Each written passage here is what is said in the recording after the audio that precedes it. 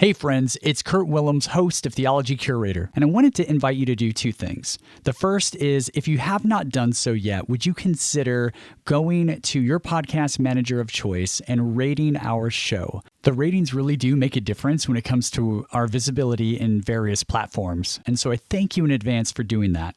Secondly, if you've not subscribed to the newsletter, that's another space to stay connected. You can find that at theologycurator.com/newsletter. That's theologycurator.com/newsletter. Now let's get into the show.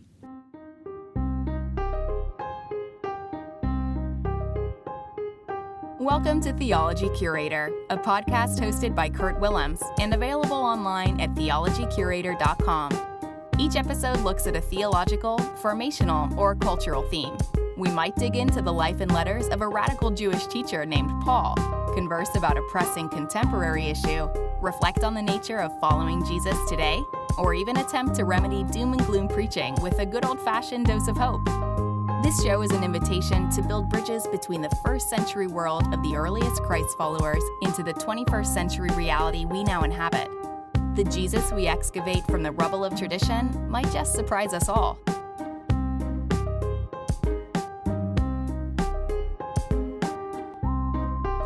Welcome back to Theology Curator. My name is Kurt Willems. I'm so thrilled that you are on the show today, and we have a real treat. We're going to be talking with Scot McKnight about his new book, co-authored with his daughter, Laura Barringer, called A Church Called Tove. The sad reality is that many people have experienced the toxic side of church. Every church probably has a little bit of toxicity mixed into it because in a corporate sort of environment, people bring baggage, of course. But does that mean that the toxicity has to be the amplified thing? Does it have to be the real thing? Or could there be a culture of Tove? Could the church be a culture of goodness, which is what Tove actually means? And so Scot McKnight and Laura Barringer really bring that to bear in this book as they look at the recent events surrounding Willow Creek. Of course, their family was part of Willow Creek for many years, and so this is deeply personal, and they've had conversations with many of the victims, and they also have this real heart to get this message out there. Not only so, this book is really, in my opinion, a resource for anyone who finds themselves in a leadership situation, someone who is trying to say, I want my ministry involvement to be in a space where integrity and authenticity are celebrated. And that, my friends, is something that I think you're going to hear in Scot's own reflections.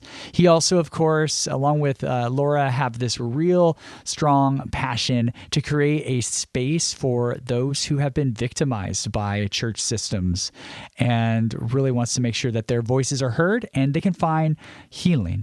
So that's where we're headed in this episode. Of course, there's a lot of other things going on. One of those is I've been working on this book. I do know that the book is going to be out mid-March 2021. People have been asking me, when does it come out? Am I going to tell you the title? Not in this episode, but sometime in the next month or so, I'm going to be sharing a lot more about the book I've been working on. I'm really excited. I actually just turned in my absolute final edits. I literally cannot ever touch it again, fix anything. So if there's a typo in there that is my fault, it's there, it's stuck.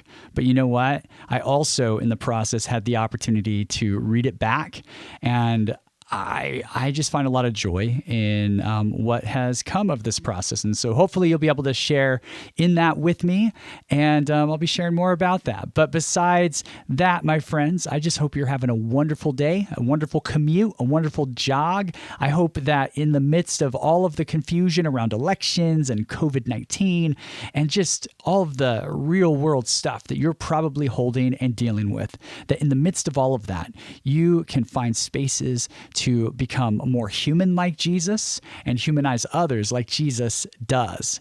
And my friends, hopefully this conversation opens space for doing that even more. Let's get to the conversation. want to welcome you back to the podcast. I'm here with Scot McKnight, who has co-authored a new book with his daughter, Laura Barringer, and I'm excited to tell you about it. It's called A Church Called Tove, Forming a Goodness Culture that Resists Abuses of Power and Promotes Healing. Scot, how you doing? Doing very well, Kurt. Good to be back with you. It's is this a first? You've done other projects with your daughter, I feel like, or is this your first one?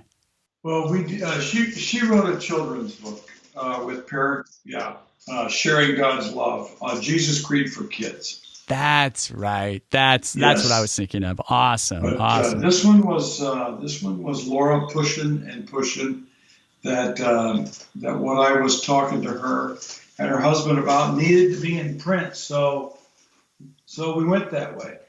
Yeah. No, that's great. That's great. I look forward to unpacking that a little bit with you. And, I think most of our listeners probably know who you are, but Scot, give us a brief sort of overview of what you're up to and some of your background and how you ended up in a position to co-author a book like this. Okay, let's see. I'm a professor of New Testament at Northern Seminary in Lisle, Illinois, which is in the western suburbs of Chicago, not far from Wheaton, which a lot of people know about. And I've been a professor for, I think, almost 40 years now. Taught, this is my third institution. And I'm committed to the church. I'm not simply an academic. I've done that. I've been there. But I felt that my gifts were more in the direction of helping the church. So I've been, I do academic things, but mostly I write for the church. And when the Willow story broke, because Chris and I, my wife, we attended Willow Creek for 10 years. Mm-hmm. Yeah. Never became members, but that's only because Wednesday nights it was too difficult to get down there. My daughter and her husband had been members, I think, for about 20 years. Wow. Well, when the story broke, I immediately said to Chris, I said, this happened. These women are telling the truth. In fact, I wrote to a couple of them right away to tell them that we were in their corner. And then we told Laura and Mark, Laura's husband, and they really were stunned. Yeah. I felt betrayed as a seminary professor that pastors have this kind of culture going on behind the scenes. But they felt personally betrayed because this was their pastor, this was their church, this was their culture, and it just seemed impossible. Yeah. So we began to talk, and eventually I wrote something up for myself and for them, sent it to them. And then a couple months later, probably 2 months later, I had returned from Turkey and Greece for a tour with students of Paul and John sites, etc., early Christianity. Mm-hmm. And I asked my daughter what was going on at Willow, and she said nothing. Well, I just felt, okay, I'm going to say something. So I took that, what I had written before, edited it and reread it and worked it and had everybody help me out. And then I posted it, and I think it took the conversation at Willow Creek to the next level, and that many people at the church took it seriously. And then I think just several things happened. But eventually, Kurt, this is really peculiar. Mm-hmm. Laura wanted me to write about this, and I didn't want to. I had met with a publisher that had asked me to write a book. And I said, I don't want to write a book about Willow Creek. I'm not a church historian. I can't do that sort of thing. And I said, Willow's not going to give me access to their files to be able to figure things out. So I put it on the shelf, but I was studying a book because of my interest in Dietrich Bonhoeffer on how the pastors after Hitler responded. It's called A Church Divided by a scholar named Matthew Hakanas. Mm-hmm.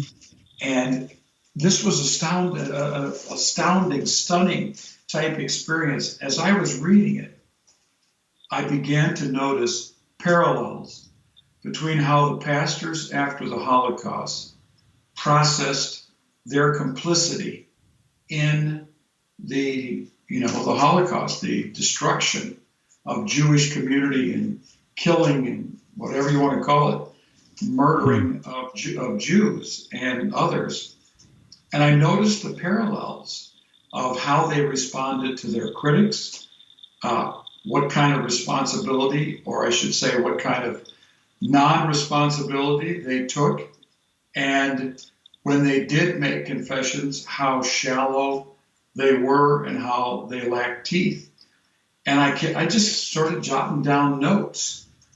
And by the next Christmas, I was with Laura and Mark, and I said, I think I've got the makings of a kind of a book on churches learning to tell the truth. Well, that didn't become the book. It became a chapter in the book called False Narratives. But that's really that was the first time that I ever admitted to them that I was interested in writing on this. But the other side of it is, I think it was the first blog post that I wrote about this book, Kurt. Yeah. I talked about goodness, that what churches need is goodness. They need a culture of goodness. And the number of people who wrote me, who asked about it, who wanted me to write more about it, and I thought, well, this is something I need to explore at points. So when I saw these false narratives of people who are confronted with some horrid realities and some truths that they don't want to talk about, I could become Augustinian here. People have a hard time telling the truth. They're sinners, and they just don't want to admit that this is what they did. So I tried to I started to think about packaging all that we were learning about Willow, and then other churches like Harvest Bible Chapel in Chicago, the Southern Baptist churches, C.J. Mahaney, and the Sovereign Grace churches. And actually, I had a lot of stuff about the Roman Catholic Church. But my editor said the evangelicals are already blaming the Catholics. You're just going to allow them to diminish their own problems if you bring up Roman Catholics. So he allowed me to have one or two little stories in it. So I thought, I'm going to package all these stories into a narrative or into a book that talks about the elements of Tov, or goodness. And so I began to work on the characteristics of Tov that would form a culture that would resist the sort of things that began to be prominent, that have become prominent in some of these churches. So it was as much knowing the characteristics, the habits of toxic church cultures that need to be reversed, that allowed us to start focusing on certain virtues. So we noticed it was narcissistic, that the leaders were often narcissistic, Kurt.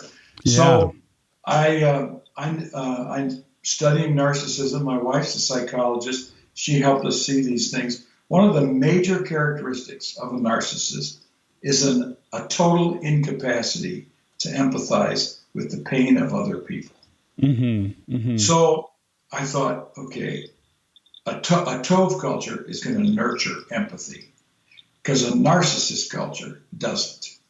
And we talk about celebrity cultures and fear cultures, power cultures, institution creep, how institutions and how they start taking over, and what matters is the institution rather than people, their names, their stories. We talked about a loyalty culture. This is huge. I've gotten 2 letters this week from people in Christian institutions, not churches, for whom loyalty was the absolute requirement, and it required them not to tell the truth. Wow. So these are some of the things that we began to try to package. Yeah, Scott, there's so much loaded into the motivations for doing a book like this. And I mean, you mentioned loyalty culture. I've seen that so many times as a pastor, especially in situations where I wasn't the lead pastor necessarily, and the toxicity of loyalty. And I've seen it deteriorate. It took a while in one situation, but it often does take a while. And, as we step in a little further, I'm curious about, your daughter was part of Willow for 20 years. You were part of it for 10 years. And I'm curious just for folks, because you've talked about how you're really passionate about doing theology for the church and doing church work in a big sense. What context are you doing church life in now for folks that may not know? And how does that relate to what you're bringing to a topic like this? Yeah, Chris and I are now in a small Anglican church in a largely Hispanic neighborhood on the North Shore of Chicago. Well, we're in the suburbs, North Shore. Mm-hmm. And we're committed to local church life. I mean, this is COVID time. It's difficult. Some of our people are attending on Sundays, but and I don't know the exact numbers, but I think more are streaming. Our attendance is good. Our giving is good. So we're doing pretty well. But, you were talking about loyalty. I've seen this one. We want people to be loyal. And faithful. And we want them to have a group mentality and not just an individualistic mentality. But narcissistic and toxic and power-mongering, fear-mongering leaders use loyalty to prohibit people from telling the truth and, Kurt, actually from seeking justice when justice means doing the right thing. Yeah. So if you talk, you're going to hurt our church. I don't know the number of, we call them wounded resistors. Yeah. Especially the women. I don't know how many of them have told us that their biggest fear is that they would hurt the church. So that mentality is there. They're not trying to hurt the church, but they realize the truth, the story has to get out. And it is only when we tell the truth that loyalty is seen instead of a virtue, it's a vice. Instead of being tov, it's toxic. Instead of loyalty being a good thing, it's actually a smokescreen to prevent people from seeing and doing the right thing. Yeah. Wow. I think there's so much there. And, as you're talking, I'm thinking about one of the premises of the book. You talk about every church is a culture, and talk about that a little bit, because what you end up doing is you kind of frame how that really plays out. And then you lead into, so there can be toxic signs to look for. And so talk about every church is a culture, and then talk to us about how we start to notice that things in the culture are heading towards toxicity. Okay. David Brooks made a statement in his book, The Second Mountain, that just stunned me, because it's exactly what I was working on, and it said it better than I could. He said, never underestimate the power of the environment you work in to gradually transform who you are. When you choose, this is an amazing statement. When you choose to work at a certain company, you are turning yourself into the sort of person who works in that company. Whoa. Okay, yeah. All right, now this is what is a big picture here, is that a church is a culture. And that is, it is not simply a church where individual people gather. It is an environment. It's like you go to, we used to have a restaurant in this area that when you went into this area, I can't remember the name of it, it was like a jungle culture. And of course, they had sounds of monkeys and Yeah. funky birds and stuff like that. But Totally. it was a culture. If you've ever done an aquarium, it's a culture. It is a combination of bacteria and water and air and fish and all this stuff, and it creates a culture that can be either healthy or if it's not healthy, it kills. And I gave up on saltwater aquariums because we were killing expensive purchases. Yeah. All right. So a culture, it's more than just a collection.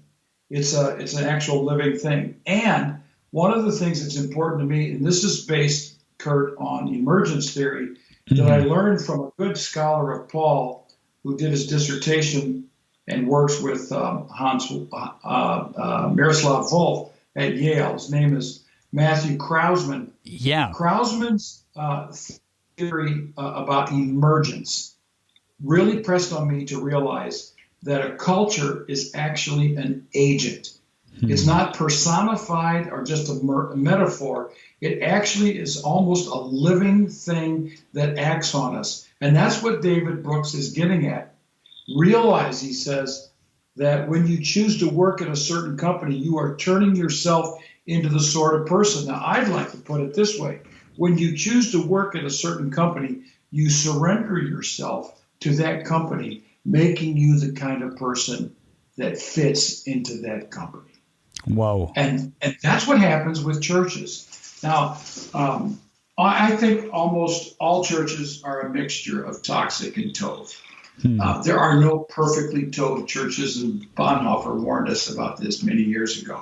There are probably no totally toxic churches, though if you look at my email inbox at times, you would wonder if there aren't some of those kinds of churches.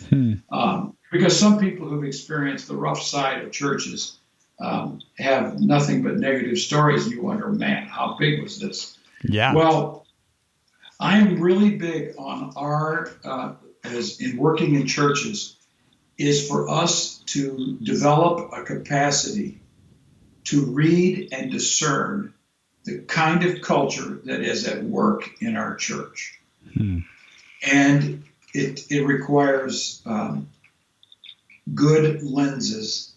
And part of those lenses for me are developing these categories of seeing the kinds of things that create toxic cultures, like narcissistic leaders and the use of power and fear, the mentality of loyalty and institution being more important than people and doing things right, and how they respond. Do they tell the truth, or are they willing to spin stories? All right, I just saw a church the other day in our area releasing some people because of COVID. But the story they told of why they did it, I looked at it and I thought, that's just a crock. That is not. Just tell the truth, Nobody's coming to church. The money's down. You'd like to have it all organized under yourself. All right. So, and then celebrities, and when a pastor becomes glorified, put on a pedestal, you got a problem, because then the pastor belongs on the pedestal, and then people who are on pedestals are worshipped, and they are honored, and they are not. They need frank speakers, honest speakers around them, and they will resist that. So I think that we have to be really vigilant, Kurt, at discerning the kind of culture at work in our churches.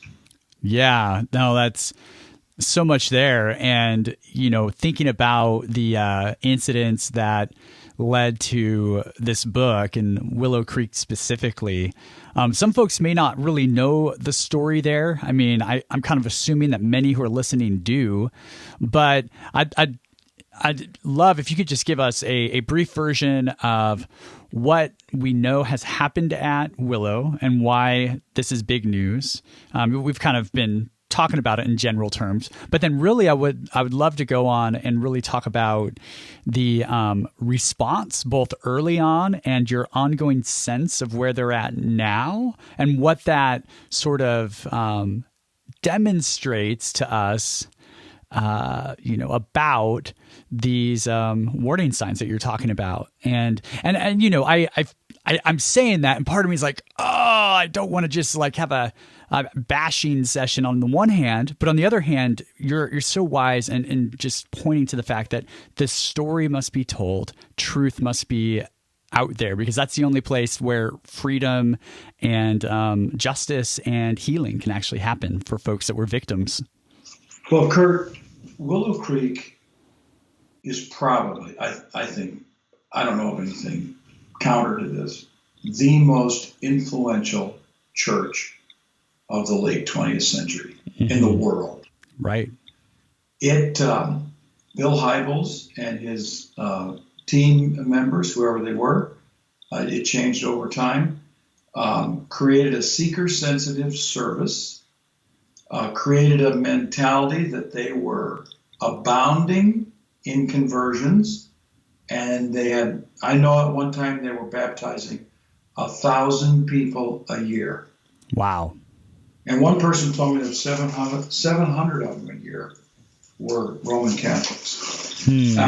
And they began to export their model of doing church, the seeker-friendly approach, and they began to bring people to their church for conferences to show people the Willow way and the DNA of Willow. And as a result, they became monstrously effective. And so they developed a WCA, the Willow Creek Association of Churches, which was not a denomination, but it was like churches that wanted to be on the mailing list to get the latest stuff that's coming out of Willow. And they created satellite campuses, and then they had the Leadership Summit. And the next thing you know, they're influencing churches all around the world. I've been in churches in South Africa, in Denmark, in Ireland. I've been in churches that were deeply influenced by Willow all around the world. All right, Australia, New Zealand. All right, so it's all over the place. As a result of that, they became an exemplary, paradigmatic church, and everything revolved around Bill Hybels and Willow Creek and their leaders. So when Bill Hybels suddenly was accused by multiple women of sexual abuse and sexual harassment and who knows what else, and then as the curtain was pulled back, we discovered and learned from elders and reports, independent reports and investigations of lots of power abuse and verbal abuse. So all of a sudden we realized the man wasn't perfect. He got knocked off his pedestal. And I take it as a seminary professor, as someone who teaches students, who ask questions like, what was the culture like at that church? What can I do so that doesn't happen? I'm a talented leader. What can, I've had students say this, I could be someone like that someday, maybe, if the Lord shines on me. Well, they want to know what they can do now so that those things don't happen to them. That is why we have to tell the story, because as a seminary professor, I'm teaching students who are going to help form church cultures and who are going to be leaders and preachers and teachers. And we want to help them nurture cultures of Tov. So now I don't know if I've answered all your questions, but. No, yeah, I mean, you definitely have gotten at the heart of it, and I think that helps frame what's going on here for some folks. And as far as your understanding of how the process is played out, what's kind of come of this? Has Willow kind of said, you know what, we received this feedback, this criticism, because there was this huge impulse to defend, that whole loyalty impulse you talk about, and false narrative and all of that. So do you have a sense that the needle has slowly started turning towards something hopeful in some of these areas, or is there still evidence of there's a lot more that needs to be done, essentially? Well, I'm not a futurist or a prophet. Okay. But we do know this. Skye Jethani did a study on these big churches with very charismatic pastors and teachers, that there is almost no succession plan that is working. So when you lose people, let's just take a guy that I really like, Rick Warren.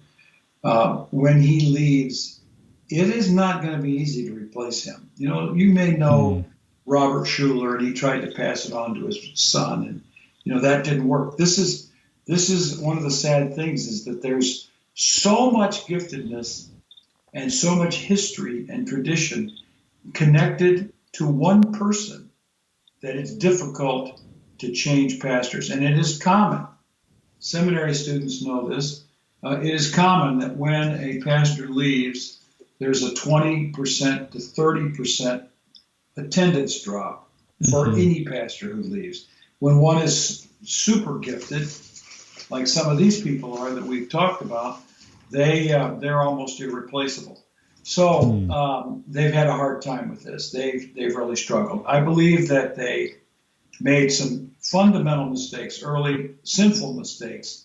They blasted away at the women, called them liars and colluders, trying to bring Bill Hybels down, so he turned himself into a victim. They created false narratives and didn't properly apologize. And when they did, it was inadequate for someone who believes in Yom Kippur, the Day of Atonement, as a great paradigm for how churches need to return every year to confession of their sins and develop a culture of confession. In our church, we confess our sins every Sunday morning. Okay, so I don't think they did a good job there. And then they really struggled to find someone. And the longer, you don't have a lead pastor with that kind of charismatic ability to draw people in to hear their sermons and their stories, in whom they can trust and believe, the more difficult it is. So their numbers went down in all ways. And, I know this has happened at Harvest as well, another church in Chicagoland. And it happens to most of these churches when they have a pastor who collapses like this. So, and then the other side is COVID. COVID is crippling churches. Yeah. And I'm not fully aware of all that's going on at Willow. We hope the best for Willow. I pray for Willow. And I don't think there's ever going to be a day when they're going to make Willow great again, if I can say it that way. Yeah. I'm not a fan of political conversations. Yeah. But I do believe that there are a lot of wonderful people at Willow and still there. And I think that they have the possibility of a core group of people of forming a fine church. But they need to give up the idea of becoming what they were and to become who they are, and not make the mistakes that they made before. And it is very difficult because a culture was formed around what they were, and that culture has to change. And I just talked to a person who did a PhD in organizational transformation. Now, that's a very interesting topic for a degree. And he says it takes 7 years to change a church culture. Wow. 7 years. Wow. And that's what we're looking at here. Wow. And we'll see what happens. I hope the best. I have no desire to see Willow not do well. Or Harvest. I mean, I have former students who were leaders at Harvest, friends. Man. And when it comes to this conversation, what I often hear, right? So there was lots of different reactions, obviously, to this news when it first came out, from people that maybe are stand outside like me and anyone else. On the one hand, deep sympathy and empathy for the women who have been silenced, like as is appropriate, and I would say some not just sympathy and empathy, but some admiration of the courage, that it must have taken. And then, other people, of course, probably dismissed that for a season. I think that's that time has passed, I hope. But this other kind of reaction that happens sometimes when these things go down is the sort of thing that's like, it failed because mega church, and if it's big, therefore it's doomed, because it can't possibly be a Tov culture if it's big. That's not traditionally been my view, but it is something that often comes up. As you think of Tov culture relating to sort of what you were saying about Willow, but just in general, how does size play into cultivating that kind of a culture? Okay, this is a good question, Kurt, and I don't have any kind of brilliant, clear, conclusive type statements to make, except I'll say it this way. I've been in small churches that were toxic to the core, and I've been in some mega churches that, from what I could tell, were Tov to the core, really fine churches. So I don't think that the size of the church is the issue. I'm nervous about mega churches. I'll be honest with you. There are special temptations with mega churches, and I would put it this way. I don't think this is unfair. It takes a mega ego to pastor a mega church. Now, that doesn't mean they're narcissists, but you got to have a lot of ambition and energy and, I don't know, power or something like that. And I mean that in a good sense. Yeah. To want to pastor a church of 10,000 people. That's a lot. Yeah. And you got to be really gifted to do it. Okay. But there are temptations that come, and power has an amazing capacity to corrupt people. Good people can be corrupted. But I also believe this, Kurt, that narcissistic leaning pastors work their way toward mega churches where their narcissism can be fully put on display. And it wouldn't be, it's not their narcissism, it's their glory, their success, their flourishing, their numbers, their preaching ability. So I think that mega churches attract, at times, I think all big mega churches will be the desired item of narcissistic type people who want to preach and be glorified for what they do in front of a lot of audience, a lot of people. I do believe that, but I don't believe that I can look at a mega church and say that's toxic, and look at a small church and say that's Tov. I know that's not true. That's just simplistic thinking, and it's idealistic and it's wrong. There's a lot of bad small churches, and I'm not saying that a church that is small is therefore bad and that all churches should be big. I don't believe that, but I am convinced that mega churches bring with it specific temptations that require a character of Tov and an accountability of Tov people around a person to keep the power from gaining control and corrupting the leaders and leadership. Yeah, that's really, really well said, and appreciate your perspective on that. And I think as we move towards the back end of our conversation, I'm wondering if you can begin to sort of unpack, because a significant part of the book is certainly talking about toxicity and, your own sort of understanding of the story at Willow and other places, and how that all kind of got unpacked, and your analysis of why, you and Laura really break that all down really well. But then you move in the second part of the book to, here's what this culture could look like. Here's a culture of goodness, a culture of Tov. Talk about some of those attributes that maybe come to mind that if you're sitting with seminary students or a group of pastors who are already doing ministry and trying to, on the one hand, want to have deep integrity, and on the other hand, do have some ambition in their own setting and in their own way. How might you try and invite them to really do the hard work of evaluating, are they creating this culture of Tov, or are they creating the facade of Tov? Yeah. Well, the big category, and it's the seventh in our list, but it's because it's the consummation and brings everything together, is Christ-likeness or what I often call Christoformity.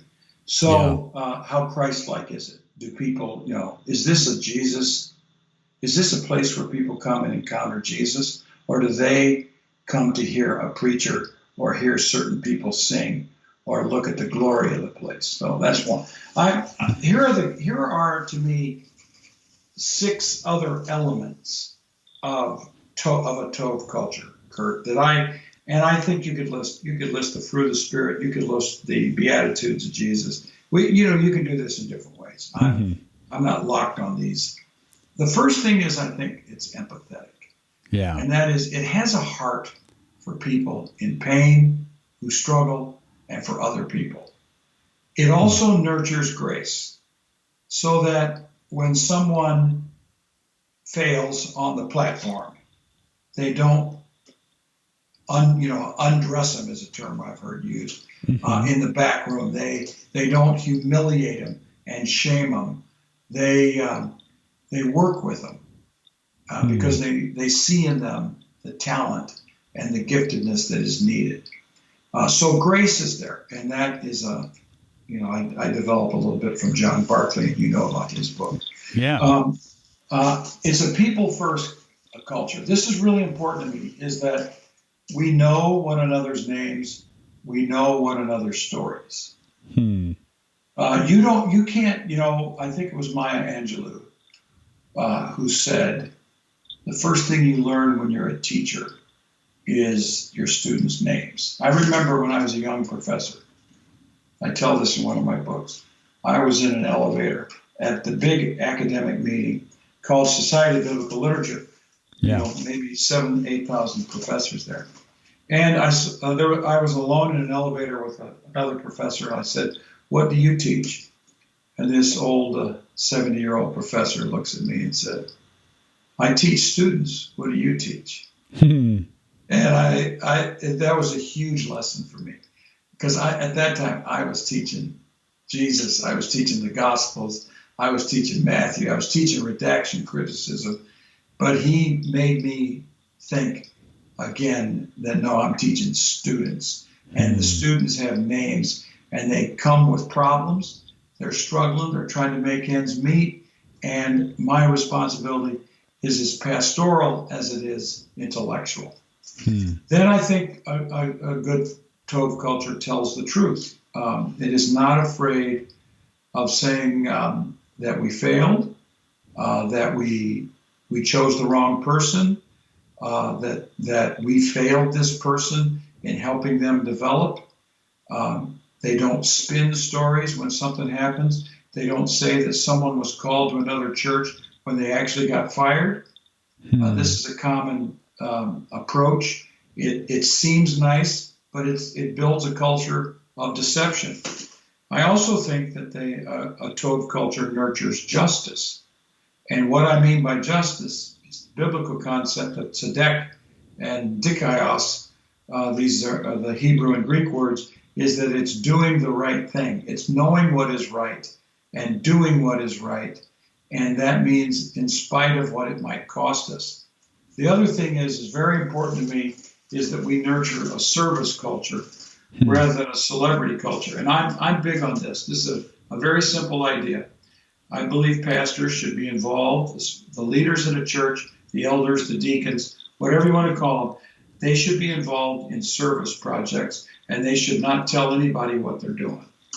Because what we have is a culture of people who do work with homeless and then get up on the platform and tell everybody about what they're doing. And now everybody's clapping for them for doing the act of service. It's no longer service when you're doing it to get credit for it. Yeah. And to get glory for it. I mean, that's very, very Matthew 6, right? Yeah, that's right. We all need to be involved in serving other people. And to do that, we need to avoid getting glory for it. So those are the characteristics of Tov that I think these are the attributes of things we should strive for and work on. And this will help create, in virtue ethics, if you practice the right things, it will help form you into a character that does right things. Mm-hmm. Well, these are some of the practices: empathy, grace, people first, telling the truth, justice, service, and therefore being Christ-like. Those are the things I think we need to have as habits of goodness. Wow. Well, may it be so, Scott. I really appreciate the good work that you and Laura put into this book. And, I have a sense that many leadership teams are going to be reading this and wrestling with this. I mean, I certainly hope so. And Scott, I mean, is that your big goal for this? Is that this would be a book for folks that are creating cultures like that? Who is this book for at the end of the day? Well, we want, we have a couple audiences in mind. Wounded resistors, the people who've been wounded by churches, are very important to us. The other side of it is leadership teams. I don't like the word leader, but that's another issue. Yeah. Elders, deacons, executive teams, leader teams, and seeing if they can read the book together and to begin to talk about creating a Tov culture. Oh, wow. Well, that's wonderful. I really, really appreciate that as someone who's in the mix doing ministry. So I see this as a wonderful resource for that. Well, Scott, I am so grateful for getting to have another chance to do this formal conversation thing. And, the book is out and it's available everywhere you can find books. And would you point folks to anything else while you're kind of still on the line here? No, I think I've spilled my wad here and given the big ideas. Tov, pursue Tov, and work with one another to form pockets of Tov in your church. Wonderful. Hey, Scott, we appreciate it, and we'll definitely look forward to seeing how God uses this book. Thanks for listening to Theology Curator. For more resources from Kurt Willems, check out theologycurator.com/newsletter to sign up for our email update list. For new listeners of the podcast, we hope you will subscribe via iTunes, Google, or your podcast manager of choice. If you like what you hear, please leave the show a review. For regular listeners, consider supporting Kurt's online ministry at patreon.com/Kurt Willems. Lastly, please don't let this conversation end when the episode is over. We hope you feel empowered in regular life to explore theology and faith in intelligent and humanizing ways.